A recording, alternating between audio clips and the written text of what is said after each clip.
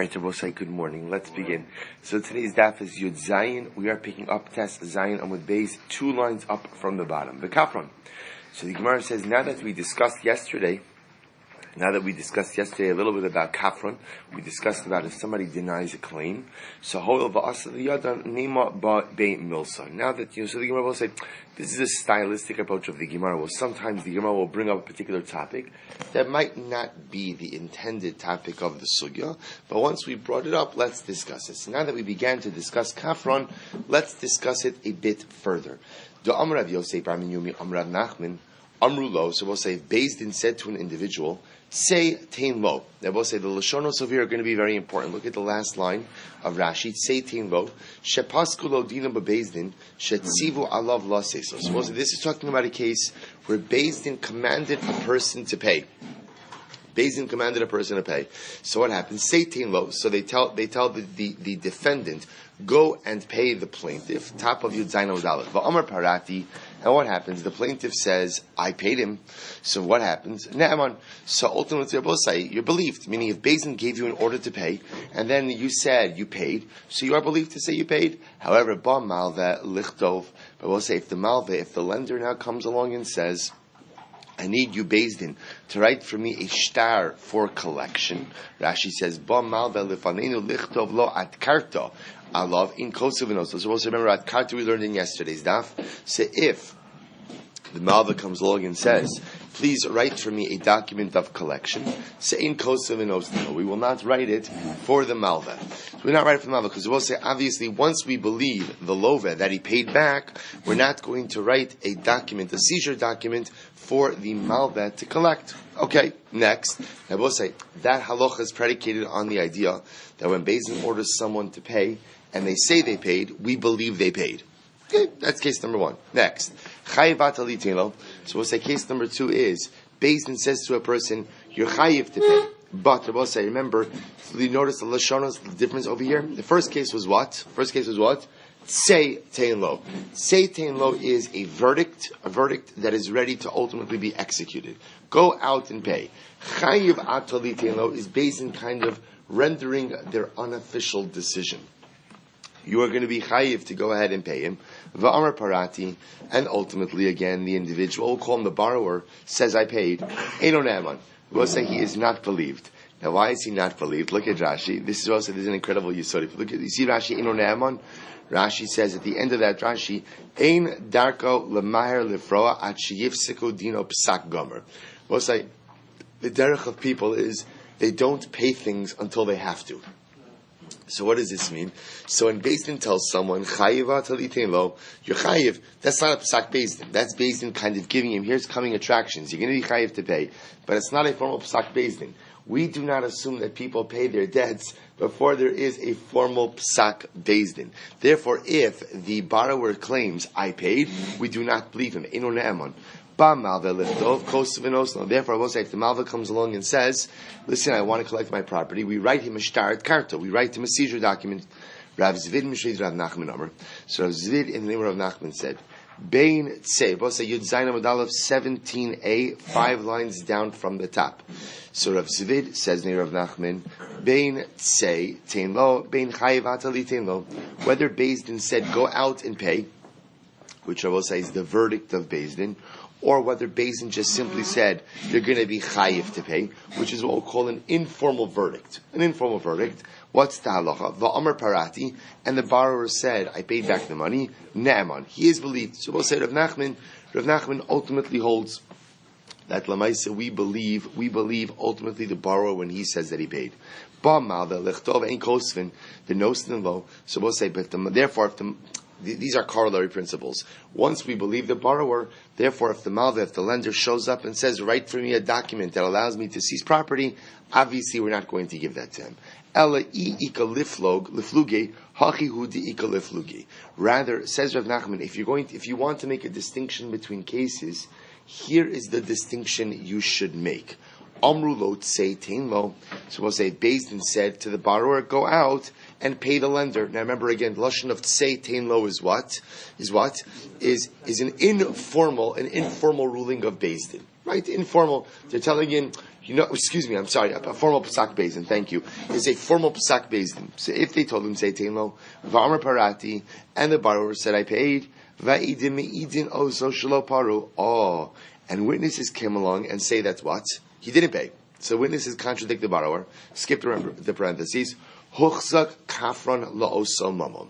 We'll say the borrower is considered to be a liar regarding that money. In other words, we'll say, if you look at Rashi, Huchzak kafron la'oso mamon, she'ein ne'eman od alav lomar chaychzarti uparati at shifra be'edim, that he will not be believed to say that he has repaid the debt until when? Until he repays it in the presence of witnesses. So he's considered to be a liar when it comes to that money. Chayiv atolitino. The boss said, listen to this. But if Beis Din didn't give him a formal psak Beis Din, rather just said, you are obligated to return it, right? An informal ruling of Beis Din. Then va'amar parati, and the borrower says, I paid it back. Va'idim me'idin oso shelo para, and the witnesses claim that he did not pay. The chazer va'amar parati, and then he said, oh no, I'm sorry. Then witnesses came along and said that he did not pay, and then the chazer, he comes along, or I should say, he retracts his original statement, and he says, parati. I'm sorry, the chazer and parati. He says again, he restates his same claim. I did pay. Lo huchsa kafran lo samamon. Rabbi say he's not considered to be a liar for that money. Why? My taima ishtamutehu dekamishtamet minei, because he's simply stalling to try to buy himself some additional time. Sover adema'ainu birabonon bedini. He figures, you know what I'll pay? I'll pay when Beis Din tells me I have to pay. So we'll say, Rav Nachman makes a very interesting distinction here. So Rav Nachman's distinction is like this. Rav Nachman says, don't make the distinction between tzei and chayiv, rather make the distinction in a case of lying. When a person lies after Beis Din has told him, ordered him to pay, say, and a person lies and says that he did pay, when in fact he didn't pay, he's huchsa kafran, he's a liar. He's a liar, and therefore he's not believed regarding this money anymore until he pays back in the presence of witnesses. If, however, Beis Din said chayiv, which is an informal psak Beis Din, and he lies, and then Adam comes and shows that he's lying, he's not considered to be a liar. Why? He's just considered to be a staller. Not a liar, just a staller. What's the logic over here? The logic is, since this is not money that I've been formally required to pay by Beis Din, therefore what? Therefore, I'm just trying to buy myself, I'm going to pay it. I'm just trying to buy myself a bit more time. So it says the Gemara. Why would he be lying when he gets a stock? I mean, if the idea is that you're just going to wait, you're just going to buy time until you get the order, when someone gets an order, they should pay. That is correct. But if he says, I paid, I got the order, wouldn't we say, maybe he's telling the truth? Yes, except remember, this case is where Adam came. Adam contradicted. That's why, again, going back, if he claimed that he paid it, we would believe him. The difference over here is there are witnesses who come in contradicting, saying he didn't pay. So Amar Rabbi Bar Bachana, Amar Rabbi Yochanan, Manali biyadecha v'hala Omer ein lecha biyadiklum.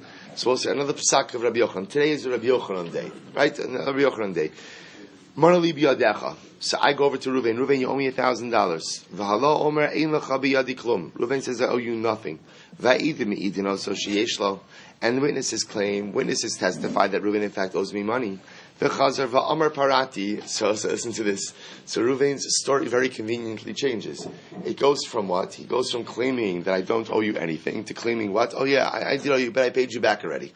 Right? So what's the halacha? Huchzak kafran la'osa mamon. So I'll say, obviously, again, you can't do that. He's considered to be a liar regarding that money. Huchzak means he's an established liar regarding that money. Kiyad de Shabsi Bereid Rabbi Marinos. So we'll say this is like the story of Shabsi, the son of Rabbi Marinos. Kasav la lakal say itztala de milsa biksuvasa v'kibla ale. So we'll say he wrote for his daughter-in-law a dowry, not a dowry, but he wrote for her something that he owed her in the ksuva. He secured a ksuva payment for her of a fine woolen garment. Says, meaning, in this case, you both say it was the family of the chassan, the father of the chassan, that secured the daughter-in-law's ksuva. And as part of an extra part of the ksuva, he guaranteed for her a fine woolen garment. What happens?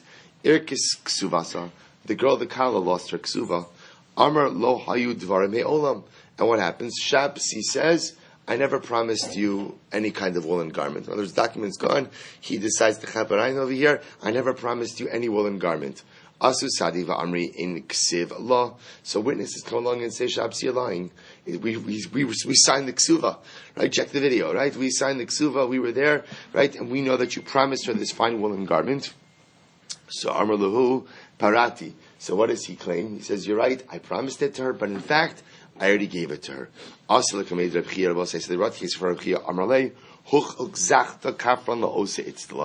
he said to Shabsi, I'm sorry, you've lost your credibility regarding this cloak. In other words, you can't go ahead and flip-flop like that to go ahead and claim that you never promised it. Then once Edom came and say you did, and then you go ahead and you say you paid it, so of course again you're and you're an established lie, we don't believe you. So it says, both say, and again, Rashi pointed out the ramification of being an established kafir regarding a certain body of money or certain claim is you'll only be believed to say that you paid it if you paid it in front of witnesses. That's the ramification. I'm Rabbi Yochanan. We'll say another statement to Rabbi Yochanan.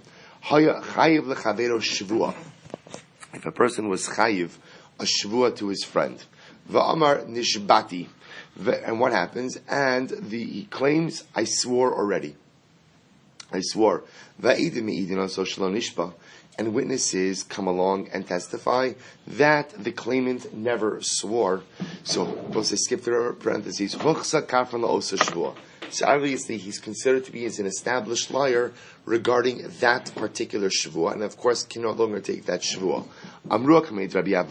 So they said this ruling in front of Rabbi Avo. We'll say first wide line Yud Zayin Amud Aleph.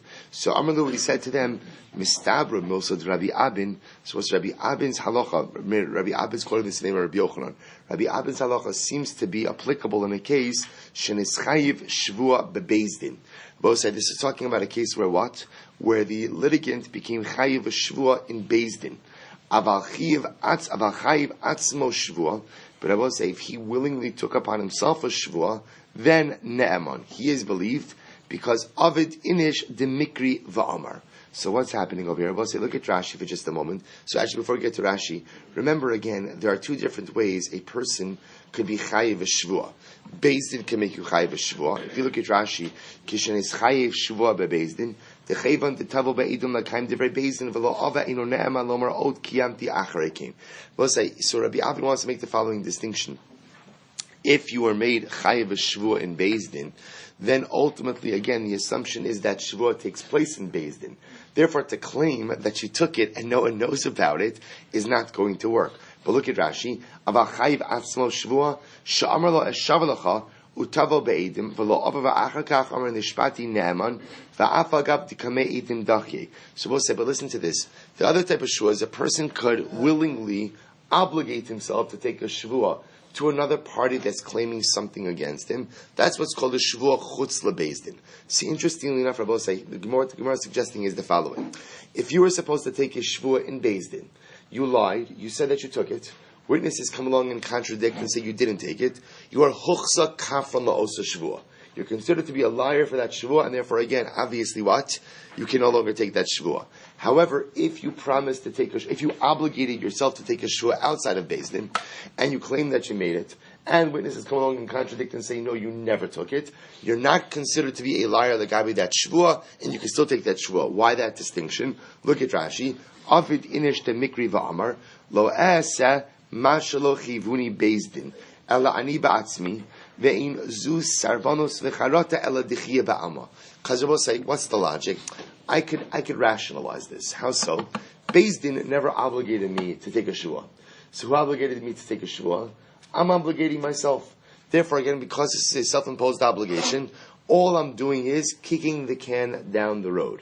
I'm not going to say I'm kicking the can down the road. Instead, I'm going to buy myself some time by claiming I already took the shvua, but I'm not trying to get out of it. I'm just trying to delay it. The logic over here is I feel I have the right to go ahead and kick the can down the road. Why? Because this is a self-imposed liability. Therefore, says Rabbi Abin, in that kind of shvua, even though witnesses show up to contradict what I said, I'm not huchsa kafron, and I can still take that shvua. So the Gemara says, Ahadrua kameid Rabbi Avin. So we'll say after. So, who said this over here? Good, Rabbi Avo. So Rabbi Avo gave this interpretation of Rabbi Avin's statement. They then brought back Ahadrua kameid Rabbi Avin. They then brought back Rabbi Avo's interpretation of Rabbi Avin's statement back to Rabbi Avin. Amar lahu, Ana nami bebezdin amri. Rabbi Ami essentially said, I agree, I concur with that. I also meant that he's only considered to be a huchsa kafron in a situation where ultimately, again, he was a bezdin imposed shvua. Itmar nami am Rabbi Avin am Rabbi Lam Rabbi Yochanan. Also another case, there's also Rabbi Avin named Rabbi Lam named Rabbi Yochanan. Haya chayiv lechavero shvua bebezdin. Both say, if I was chayiv a shvua to my friend in bezdin, v'amar nishpati, and I claimed that I swore, I took the shvua, and the witnesses come along and claim that he did not swear. So huchsa kafran also shvua. Ultimately, again, he is considered to be an established liar regarding that shvua. Good. Am Rabbi Yasi, Am Rabbi Yochanan. Hamotzi shtarchol b'shukra. We'll say back to lost shtaros. Back to lost shtaros. So I go ahead and I find a loan document in the marketplace. Listen to this. The kasab or handpick. So let's remember again, what's our handpick? Our handpick is a document of certification, right? That says that Beis Din looked into this transaction and upheld the validity or authenticity of this transaction. The kasab bo zmano bo bayo. Oh, now this is interesting. The shtar is dated today. The shtar is dated today. So again, it's dated 11th of Tishrei. So there are two things. Number one, I find that the shtar is a handpick, which means again, it's a valid shtar. Number two, it's mamish dated today. Rashi says, the kasev boz manobo bayom shenimtza nichtav. 11th of Tishrei. So what's the halacha? Yachzir lebailim. Oh, in this case, I will say you can return the shtar to the creditor. Why? Imishum kasav lalavos v'lo lava.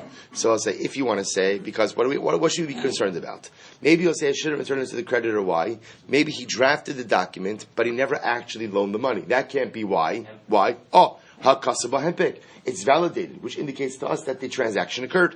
Imishum piron. So maybe you'll be concerned that maybe the lova, maybe the bar already paid back the debt. That can't happen. Why? The priya basyoma lo chashinan.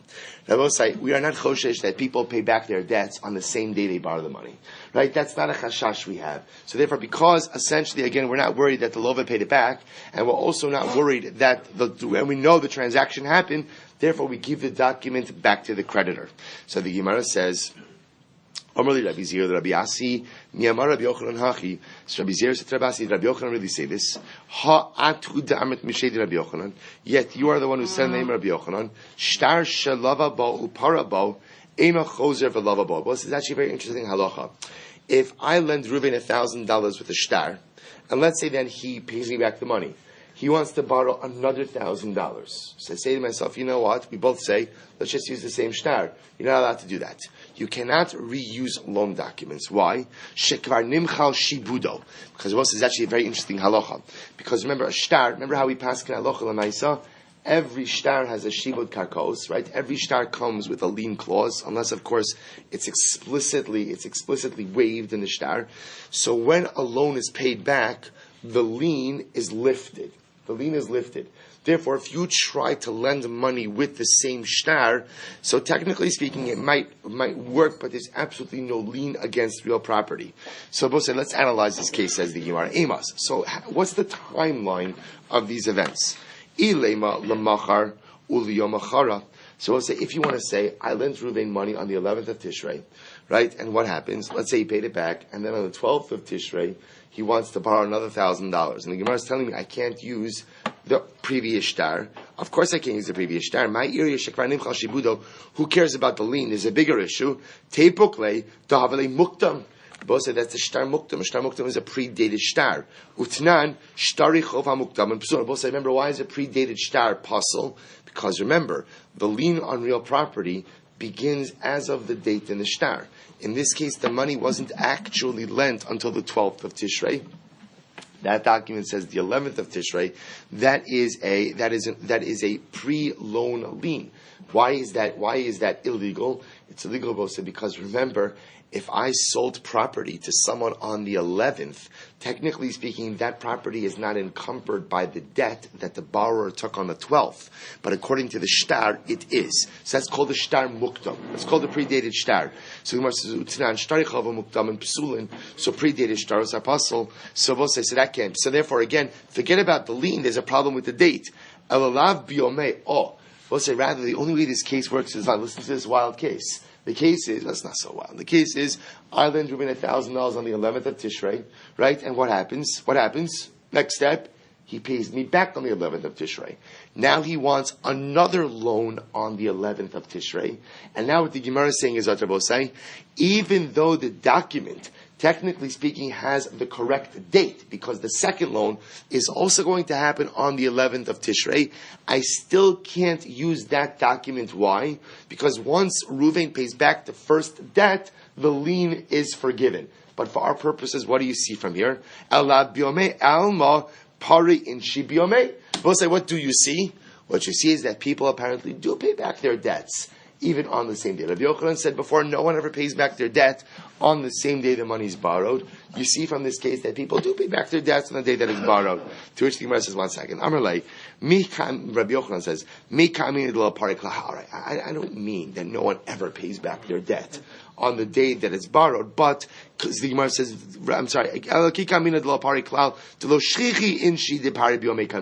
so okay, yes, could it happen? Absolutely could happen. Is it the norm? No, it's not the norm, and it's not the regulus, it's not the normative case. Rav Kahana Amar, Kishechayev Moda. So therefore again, so let's go back for just a moment. So what Rabbi Yochanan says is the following. Therefore, going back to our original case, I go ahead and I find a loan document in the shuk, and the document number 1 has the henpick, right? Number 1, it's been validated, right? It's been validated. Number 2, what? Number 2, it's dated that day.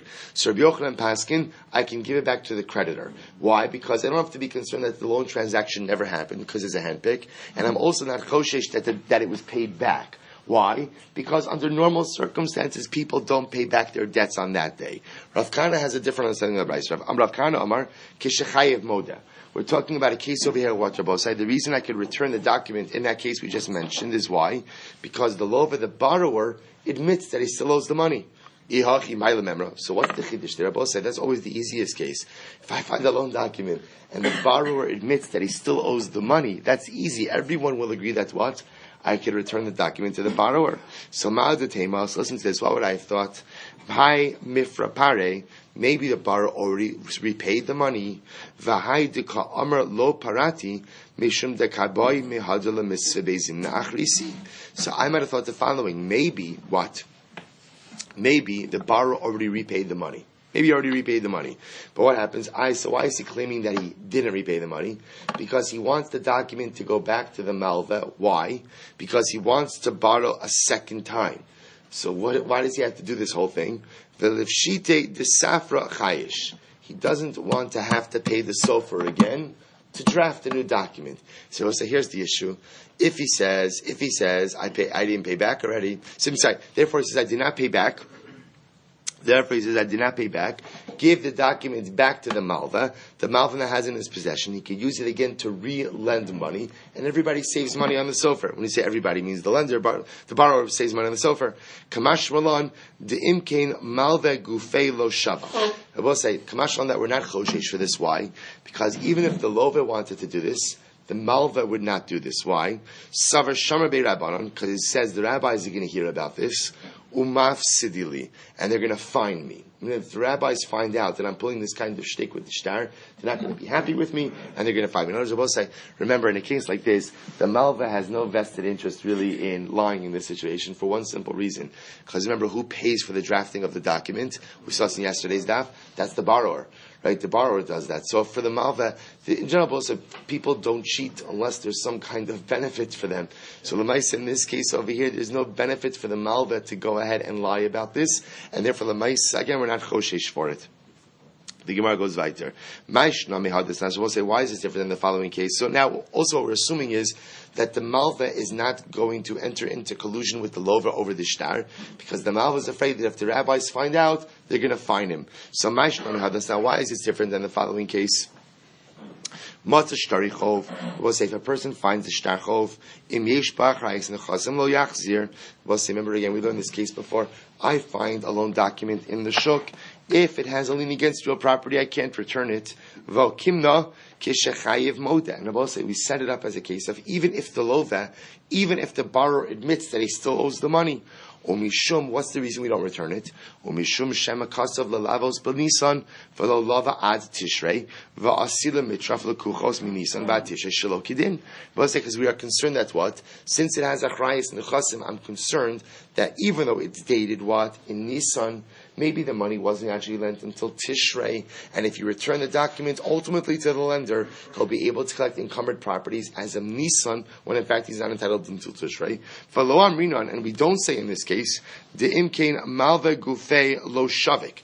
We'll say, why don't we say, we don't say in this case, that now the Malva himself would not engage in this.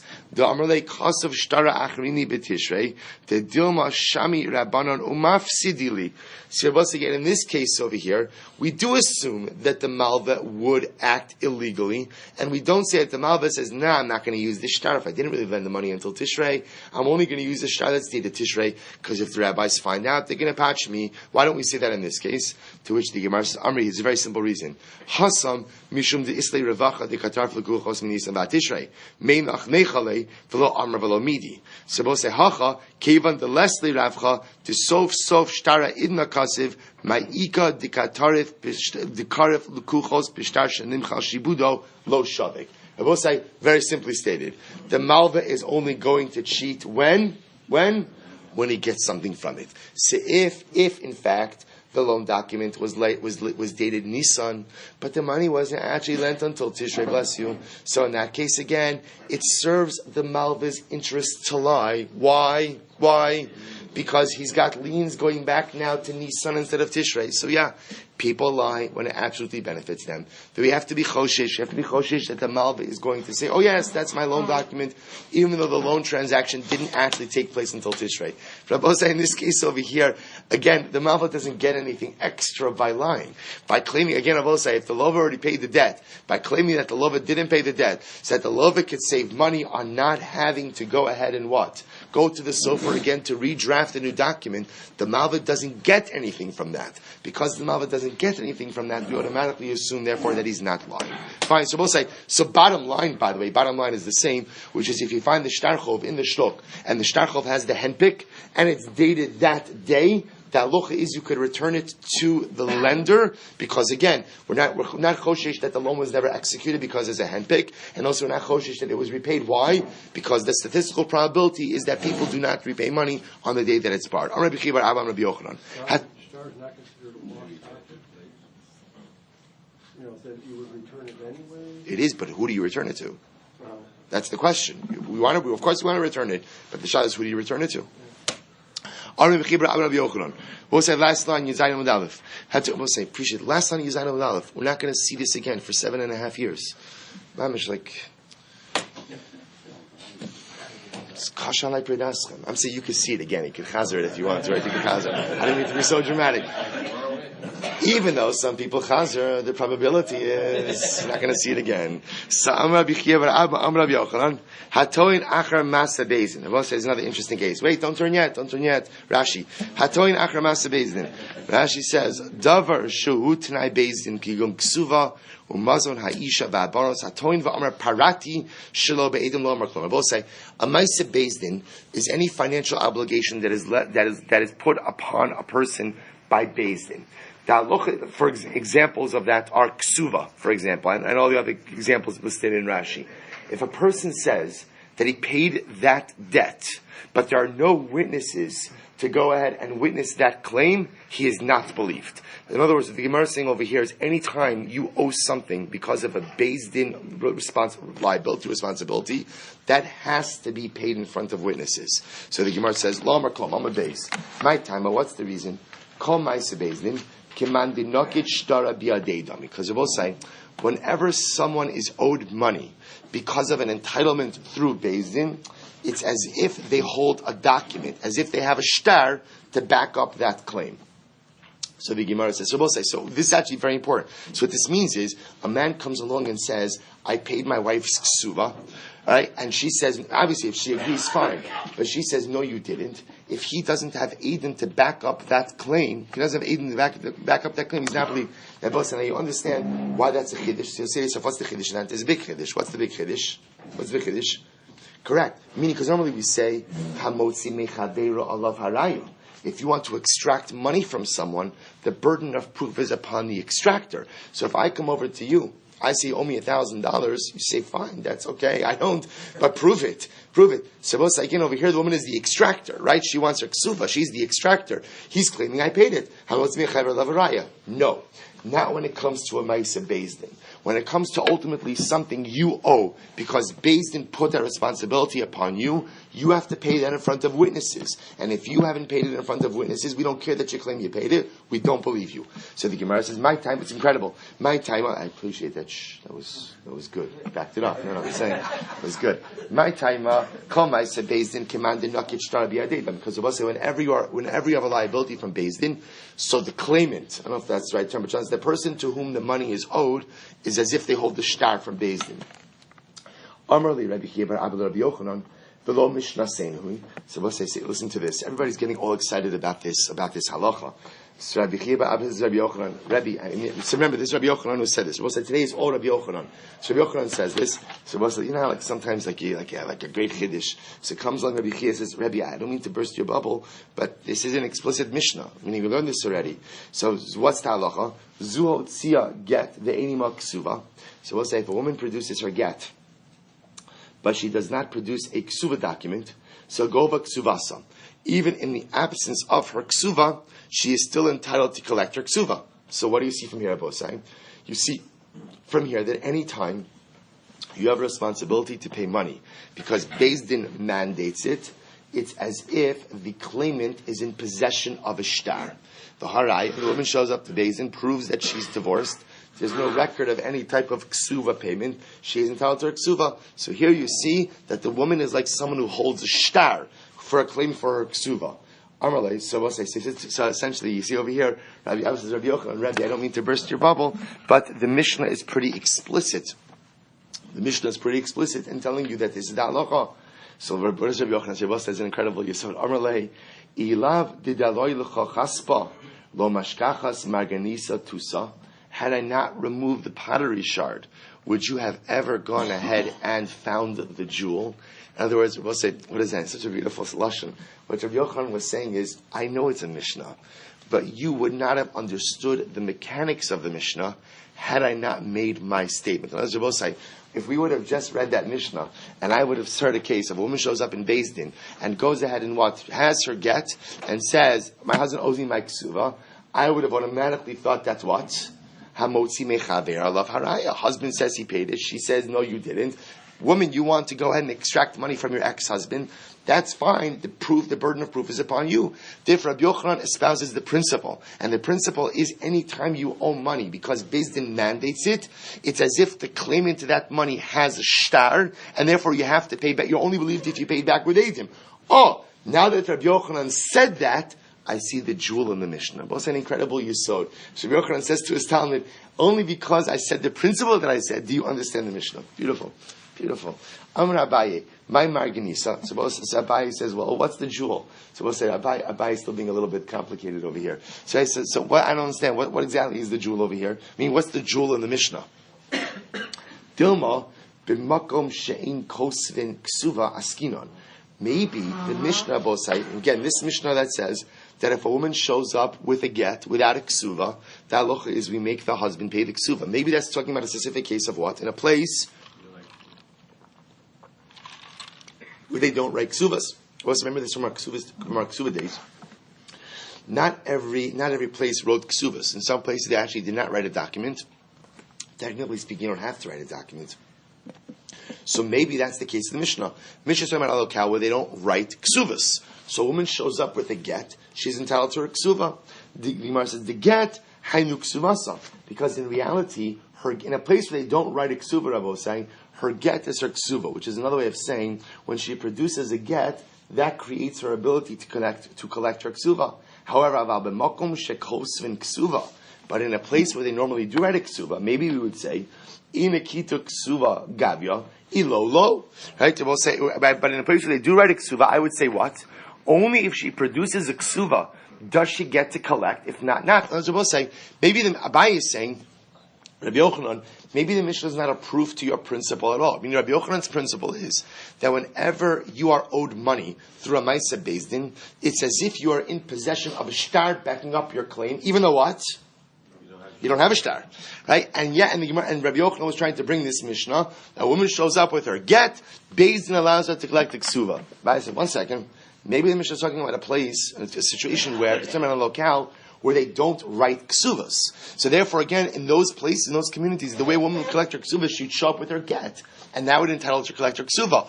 But in a place where they do write ksuvas, in order for a woman to collect her ksuva, she would have to what? Furnish the document. And Rabbi Yochanan, in fact, if that's the case, it wouldn't back up your assertion at all. So the Gemara says, Hadra Amar Abaye, Lav Milsihi Da'amri. Abaye then retracted his statement. He said, you know what? Scratch what I just said. By the way, you understand the incredible musr in that, right? The incredible musr. Abaye is on record. Abaye is on record for all eternity as saying, "I made a mistake. I made a mistake." I was saying incredible din and humility. You know, the Gemara Masechah Shabbos brings down, "Lamad lashon chalomar eni yodea." I have to teach my tongue to say I don't know. It's hard for us to accept that we don't know things, and it's even harder for us to accept the fact that we've made mistakes. Here, Abaye is such an incredible musar. He says, you know what I just said? I know it sounded really good, but you know what? No, scratch it. Lav nosi, da'amri, di'isakadai t'chamokim shen kosim, ksuv askinon. Because the Maisa, if you want to interpret the Mishnah as dealing with the case of where they don't write a ksuva, about b'mokom shekosvin ksuva, but if in a place where they do write a ksuva, inakita ksuva gabya, lo, and you would say in a place where she does write a ksuva, it's only if she brings her ksuva, then yes, she could collect, and if not. Amana mina erisin b'may gavya. So we'll say, then how would a woman who? So Abaye is saying, I tried to make a distinction. I tried to say that maybe the Mishnah doesn't back up Rabbi Yochanan's assertion, because maybe the Mishnah is talking about a case where they don't write ksuvas, but in a place where they do write ksuvas, in order for her to collect the ksuvas, she has to bring her document. Abaye says that can't be, and I'll tell you why. Because if you show up with a ksuva that you could collect, what do you do with the case of a woman who's widowed from erisin? How would a woman go ahead who's widowed from erisin? How does she collect her ksuva? Because remember again, the assumption is what? My God, be'ede misas baal. How does a woman? Remember, we'll say a woman who goes ahead and is widowed from erisin, she does not yet have what? A document, right? There's no ksuva yet, because the ksuva is written again. The actual ksuva itself is written by nisuin. Yet, we'll say, and we'll discuss where this comes from, the Gemara is assuming that a woman, even in erisin, has a ksuva entitlement, even though she doesn't yet have the document. So how does an almana from erisin collect her ksuva? Well, B'Pashas Rabbi say, Be'edei Misa Sabal. She has to bring witnesses that her husband died. I liton v'lema parate. Why can't the Yarshim of the now deceased husband, why can't they claim we already paid, right? Our father paid it. Our father prepaid the ksuva. And maybe you'll say they can claim that. If that's the case, then what did the Chachamim, how did the Chachamim benefit the woman through their takana? So listen to this is wild. So Abaye says that I know I was wrong. You know how I know I was wrong? It has to be that a ksuva is collectible even without a document. Because if a ksuva is not collectible, if a ksuva is only collectible with a document, then how could an almana from erisin ever collect her ksuva? After all, an almana from erisin doesn't have a document, because document is not written until later. And again, if she needs a document, then why can't the Yarshim of the now deceased husband just simply say, we don't have to pay her anything. Our father prepaid her during her lifetime. Elamai it must be that when you have an entitlement from Beis Din, it is as if you hold the shtar in your hand, even if what? Even if you don't. And that's why an almana from erisin has the ability ultimately again to collect her ksuva as long as she furnishes proof about the death of her husband. And I will say, if the inheritors of the now deceased husband want to say that their father prepaid the ksuva, that's why they can make that claim. But the obligation of the burden of proof is upon them, and therefore again I will say Rabbi Yochanan's original statement remains intact. Rabbi Yochanan's original statement that any time there's a Maisa Beis Din, any time you are entitled to money through an act of Beis Din, it is as if you are in possession of a shtar. I'm sorry? What is an almana min erisin? You give a man gives a woman a ring, Hariat Mikudesh, Asli Betabazu, Erisin. He dies. They never had Nisuin. So they never lived together. No chuppah, no yichud, no sheva brachas. I'm sorry? Oh, so says the Gemara. Good. Baruch Shekivanta. What a way to start the year. Says the Gemara. Oh, right. So how do you know? I don't understand. The whole discussion is presupposing that what? That an almana from Erisin gets a ksuva. I don't know. I never heard of that before. How do you know that a woman who is widowed from Erisin, that she has a ksuva? So again, remember, so just understand, we do everything together today, but just understand again that we know this from our Kiddushin days. Erisin, man gives a woman an item of value, affects transactional level of marriage. They are legally married, but cannot live together. Nisuin, chuppah, yichud, sheva brachas, that's Nisuin, full man and wife. Everyone agrees after Nisuin, of course she has a ksuva. The Gemara tells us, the Gemara talks about over here, as if everybody agrees that she has a ksuva from Erisin also. So now the Gemara asks Mar Kashisha Reid Rav Chisda to Rav Ashi, how do we know that an almana from Erisin, in fact, has a ksuva? Maybe you'll say it's from the following, Nis armala onis garsha beimina Erisin beimina Nisuin, Go ve'esakol. So maybe you'll say the following, that the Mishnah says, if a woman was widowed or divorced, whether she was widowed or divorced, from Erisin or from Nisuin, go ve'esakol. She collects everything. We'll say, now look at Rashi just a moment. Go ve'esakol.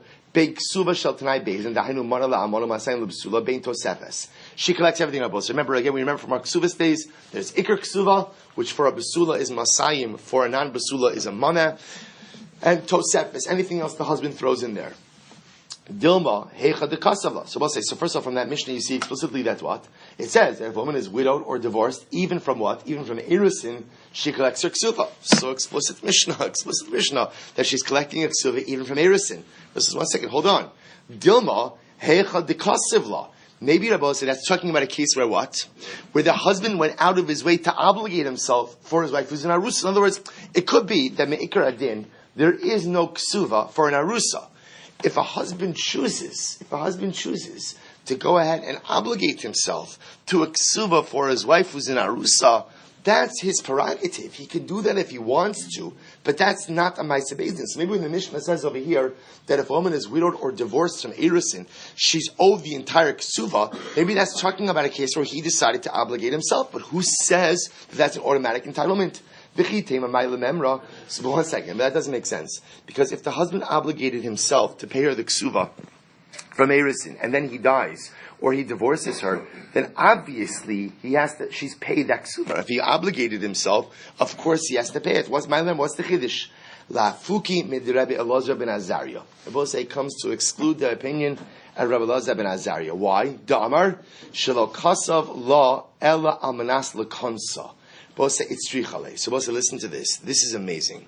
Rabbi Elazar ben Azariah is of the opinion that even when a man goes ahead and what? Even when a man goes ahead and writes his arusa ksuva, he never means it to be chal just in Erisin. He writes her the ksuva during Erisin with the expectation of what? With the expectation ultimately again of getting married, nisuin. And therefore, again, if nisuin does not happen, he's not chayiv for the ksuva as of Erisin. Therefore, the Gemara suggests over here that perhaps the Mishnah is coming to exclude that opinion. And the Mishnah is saying that if a man obligated himself to go ahead and what? To go ahead and give a ksuva to his arusa wife, then Eino Chinami, again, he's obligated to do so. What's the chiddush? To teach you that we don't paskin like Rebbe Elazar ben Azariah, that ksuva was not given with the expectation of marriage, rather that ksuva was given with the expectation of Erisin. And even if Nisuin does not materialize, the husband or his estate are still going to be chayiv to give it. So we'll say, but I just tell you, just so you should know, this actually has major halacha l'maaseh ramifications. Where does this come up? This comes up, unfortunately, in cases of broken engagements. Is there an obligation in a case of broken engagement for a woman to return the engagement ring or not? So a fascinating halacha. So we'll say, and by the not just engagement ring, it's also, let's say again, couples dating, couple's dating or they're engaged even, it gives her this gift, that gift. The engagement doesn't work out. Is the girl obligated to return the gifts? So we'll say, so the way the Paskin contemporarily is an engagement ring absolutely has to be returned. Because an engagement ring is really what Rabbi Elazar ben Azariah is saying is a gift that's given with the expectation and understanding that a couple's going to get married.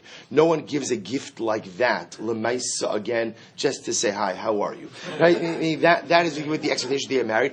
Other smaller gifts, so the post can bring down, according to many, one is permitted to keep. What one should do in that situation is a different discussion. But Lamais again, that's Rabbi Elazar ben Azariah. So we'll say, Dekanami Diktani, go Vesak. All right, we'll say, we'll stop over here. We'll stop over here for today. One more line. Dekanami, we'll say, now we can back this up. That this is talking about a case where the husband obligated himself in Erusin, but it's not a default obligation. Diktani, go ve'asakol. It says she collects everything. So what does it mean that if he divorces her or he dies from Erusin, that she collects everything? See, if you want to say it's a case where he obligated himself, and maybe he obligated himself in a whole bunch of stuff, then I understand why she gets everything. So the Gemara says, but if it's a case where he did not obligate himself, ultimately again to pay her anything, top of Yud Ches Medalev, my gova es hakol. What does it mean that she gets everything? Mana umasayim hu de isla. She only gets mana umasayim. We'll say, so we'll stop over here. So just understand where we're leaving off. Where we're leaving off right now is the Gemara. Rabbi Yochanan made it sound, Abaye and others made it sound, or I should say Abaye made it sound like a given that an almana collects ksuva from Erusin. The Gemara then brings a Mishnah to support that assertion. The Mishnah says that whether a woman was widowed or divorced from Erusin or from Nisuin, gova es hakol. She collects the entirety of her ksuva. Abaye brought that as a proof to his assertion. What the Gemara now has successfully done is said that what? That Mishnah cannot be a proof. Why? Because that Mishnah we could easily set up as a case of where what?